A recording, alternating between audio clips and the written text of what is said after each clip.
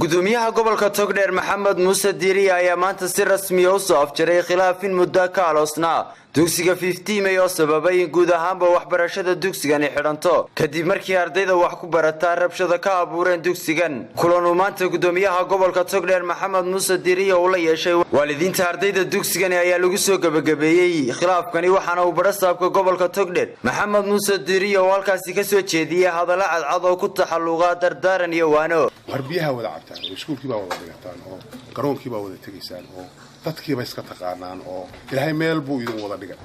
oo ku wada uumantii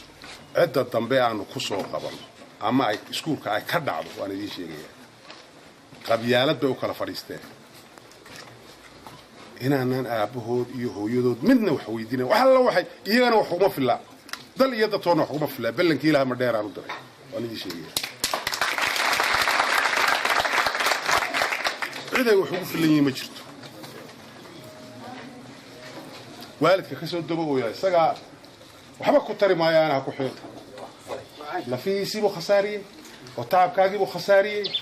oo isaga mustaqbalkiisa buu khasaariyay qofkaas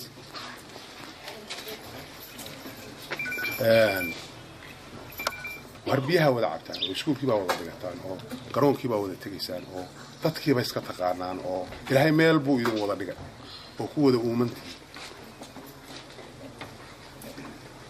kuwii maanta doorka wacyigelinta doorkooda ka qaadan lahayn baa tii kuwii doorkooda ka qaadan lahaa ayaa tii ee wuxuu sheegi lahaa kuwa ka yaryar waxaan u malaynaya intiina halkaa fadhida midaan 3-4 ka yaryar inaan u jeedin kuwa maxaa u reebteen marka la yidhaha hebelnimo ku dagaalamo waddadaa mari maayo